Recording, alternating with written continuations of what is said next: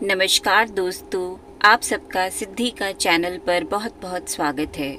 आज की इस वीडियो में हम आपको प्रभु श्री राम की संपूर्ण कहानी सुनाने जा रहे हैं। लेकिन इससे पहले कि हम ये वीडियो शुरू करें, आप सभी से निवेदन है कि अगर आप इस चैनल पर नए हैं तो हमारे चैनल को सब्सक्राइब कर वीडियो को लाइक और शेयर ज़रूर करें, जिससे कि समय समय पर आपको हमारी वीडियो के नोटिफिकेशन मिलते रहें। तो चलिए शुरू करते हैं वीडियो को।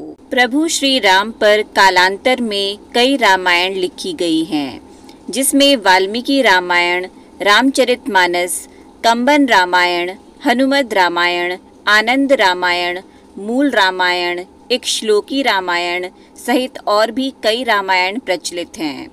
पेश है प्रभु श्री राम की संपूर्ण कहानी संक्षिप्त रूप में। त्रेता युग में अयोध्या के सूर्यवंशी राजा दशरथ की 3 रानियों कौशल्या, सुमित्रा और कैकेयी के 4 पुत्रों का जन्म हुआ, जिसमें श्री राम माता कौशल्या के पुत्र, लक्ष्मण और शत्रुघ्न माता सुमित्रा के और भरत माता कैकेयी के पुत्र थे। चारों पुत्रों की शिक्षा पूर्ण होने पर महर्षि विश्वामित्र राजा दशरथ के महल आकर राम और लक्ष्मण को यज्ञ की असुरों से रक्षा करने के लिए जंगल के आश्रम में ले जाते हैं। विश्वामित्र के आश्रम में श्री राम ताड़का का वध करके आश्रम की रक्षा करते हैं। ताड़का वध के बाद महर्षि विश्वामित्र श्री राम और लक्ष्मण के साथ जनकपुरी की ओर रवाना होते हैं। रास्ते में वे ऋषि गौतम के आश्रम से गुजरते हैं। वहां श्री राम अपने पैरों से स्पर्श करके पाषाण में परिवर्तित हो चुकी अहिल्या को शाप मुक्त करते हैं। इसके बाद विश्वामित्र श्री राम एवं लक्ष्मण को जनकपुर में सीता स्वयंवर में ले जाते हैं। वहां भगवान श्री राम शिव जी का पिनाक धनुष तोड़ देते हैं। इसके बाद दशरथ जी के 4 पुत्रों का विवाह राजा जनक व उनके छोटे भाई कुशध्वज की पुत्रियों से होता है। श्री राम का विवाह सीता से, लक्ष्मण जी का विवाह उर्मिला से, मांडवी का विवाह भरत से और शत्रुघ्न का विवाह श्रुतकीर्ति से होता है। देवासुर संग्राम में दशरथ का साथ रानी कैकेयी ने दिया था। दशरथ 2 वरदान मांगने का वचन देते हैं। श्री राम के राज्य अभिषेक की तैयारी के दौरान मंथरा के उकसाने पर रानी कैकेयी श्री राम को 14 वर्ष का वनवास और अपने पुत्र भरत को अयोध्या का राजा बनाने का वरदान मांगती है। प्रभु श्री राम अपने पिता दशरथ के वचन को निभाने के लिए अपनी पत्नी सीता और भाई लक्ष्मण के साथ सन्यासियों का वेश धारण करके नियमों के तहत 14 वर्ष के लिए जंगल में चले जाते हैं। प्रभु श्री राम लक्ष्मण और माता सीता को निषाद राज केवट नाव से गंगा पार कराते हैं। श्री राम पारितोषिक देना चाहते हैं तो केवट कहता है कि जिस तरह मैंने तुम्हें गंगा पार कराया, उसी तरह आप भी मुझे और मेरे परिवार को इस भवसागर से पार करा देना। दंडक वन में रावण की बहन शूर्पणखा सुंदर अप्सरा नैनतारा का रूप धरकर कुटिया के बाहर बैठे श्री राम से विवाह करने का कहती है। श्री राम के इनकार करने पर वह लक्ष्मण से जिद करती है। फिर वह माता सीता को मारने दौड़ती है। यह देखकर लक्ष्मण उसकी नाक काट देते हैं। अपनी कटी हुई नाक को लेकर शूर्पणखा अपने भाई और दंडक वन के असुर राजा खर और दूषण के पास पहुंचती है। बाद में श्री राम का खर और दूषण से युद्ध होता है, जिसमें दोनों का श्री राम वध कर देते हैं। खर दूषण के वध का समाचार लेकर शूर्पणखा अपने भाई लंकापति रावण के पास पहुंचकर उन्हें भड़काती है और सीता की सुंदरता की तारीफ करती है। इसी के साथ वह कहती है कि आप वनवासी राम की सुंदर पत्नी का हरण करके ले आइए। इसके बाद रावण अपने मामा मारीच को हिरण बनाकर अपहरण की योजना बनाता है। सीता उस सुंदर स्वर्ण हिरण को देखकर उसे लाने के लिए श्री राम से जिद करती है।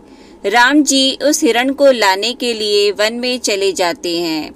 जब हिरण का भेद खुल जाता है तो राम उसका वध कर देते हैं। बहुत देर तक श्री राम नहीं लौटते हैं तो सीता किसी अनहोनी की आशंका से लक्ष्मण को वन में श्री राम की सहायता के लिए भेजती है। लक्ष्मण जी एक लक्ष्मण रेखा खींचकर वन में श्री राम को ढूंढने चले जाते हैं। लक्ष्मण जी के जाने के बाद रावण सन्यासी का वेश धारण करके सीता से भिक्षा मांगता है और कहता है कि इस रेखा के पार आकर ही भिक्षा दे, तभी ग्रहण करूँगा। माता सीता यह गलती कर देती हैं और तब रावण अपने असली रूप में आकर अपहरण करके सीता को विमान में बैठाकर ले जाता है। रावण जब विमान से माता सीता का अपहरण करके ले जा रहा होता है तब रास्ते में गिद्धराज जटायु उसे रोकने का प्रयास करते हैं और इसी प्रयास में रावण जटायु का वध कर देता है। जटायु का अंतिम संस्कार करने के बाद श्री राम और लक्ष्मण सीता की खोज में निकल पड़ते हैं। खोजते हुए वे शबरी के आश्रम पहुंच जाते हैं। इसके बाद उनका हनुमान जी और सुग्रीव जी से मिलन होता है। सुग्रीव अपनी व्यथा श्री राम को सुनाता है। सुग्रीव की व्यथा सुनकर राम जी बाली वध के लिए तैयार हो जाते हैं और सुग्रीव और बाली के युद्ध के दौरान राम जी बाली का वध करके सुग्रीव को किष्किंधा का राजा बना देते हैं। सीता की खोज में जामवंत के कहने पर हनुमान जी को अपनी शक्तियों का आभास होता है और वे समुद्र लांघकर अशोक वाटिका पहुंच जाते हैं। वहां उनकी विभीषण से भेंट होती है। इसके बाद वे माता सीता को श्री राम की अंगूठी देकर श्री राम के बारे में बताते हैं। इसके बाद हनुमान जी को मेघनाद बंधक बनाकर रावण के समक्ष खड़ा करता है तो वे रावण को श्री राम के समक्ष समर्पण करने या युद्ध के लिए तैयार रहने के लिए कहते हैं। यह सुनकर रावण उनकी पूंछ में आग लगवा देता है। हनुमान जी अपनी जलती हुई पूंछ से लंका को जला देते हैं। लंका दहन के बाद हनुमान जी विभीषण की मुलाकात श्री राम से कराते हैं और तब नल और नील की योजना से समुद्र पर सेतु का निर्माण किया जाने लगता है। अंत में श्री राम बाली पुत्र अंगद को रावण की सभा में भेजकर समर्पण करने और शांति का अंतिम प्रस्ताव का संदेश देते हैं। रावण नहीं मानता है तो अंगद अपनी शक्ति का प्रदर्शन करके चेतावनी देकर लौट आता है। इसके बाद राम और रावण का युद्ध होता है। तीसरे दिन के युद्ध में श्री राम का कुंभकर्ण से युद्ध होता है और तब कुंभकर्ण मारा जाता है। कुंभकर्ण और रावण के पुत्रों के मारे जाने के बाद लक्ष्मण मेघनाद का युद्ध होता है। तब मेघनाद राम लक्ष्मण को नागपाश में बांध देता है। फिर गरुड़ जी की सहायता से राम लक्ष्मण को नागपाश से मुक्त कराया जाता है। इसके बाद मेघनाद के प्रहार से लक्ष्मण जी मूर्छित हो जाते हैं।